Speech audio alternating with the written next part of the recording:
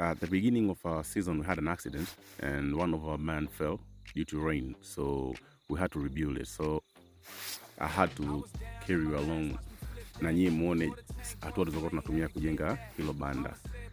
Hii ndio sehemu ambayo tumbaku ikitoka shambani inapumzika kwanza kwenye banda mpaka iive iwe ya njano. Ikishatundikwa mnafunga kwenye zile fimbo ngoda, halafu ndio inakuja kuingia kwenye hili sehemu. Hii sehemu watu wanaita bani, lakini kizungu ni ban. Hapa ndipo tumbaku inapokuja kukaa ndani humu. Hilo shimo hapo ndio moto utakapowaka. Acha tupige kidogo, halafu tuendelee. Okay, sawa. Sasa humu ndani ndipo tumbaku inapokaa. Hapo tunachimba mashimo ambayo mashimo tunakuja kuweka nguzo. Hizo nguzo zitakuwa zinasimama, zitabeba mianzi. Hiyo mianzi itakuwa special kwa ajili ya kushikilia vile vimianzi vidogo.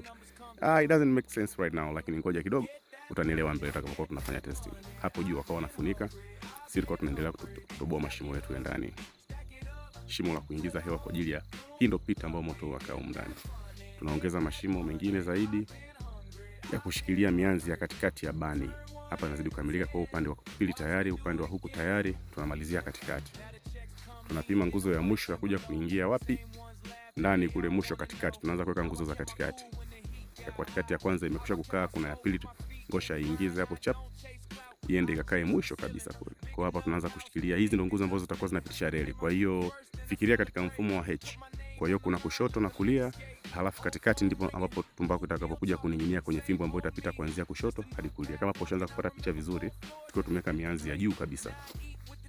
Ngoja tuweke na mianzi ya katikati hapa, utaelewa tukipima hapo chap.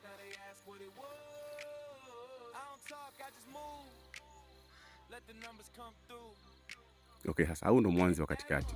Sasa tunaupima urefu na usikaribiane sana, kwa sababu tumbaku zisigusane, zipeane nafasi.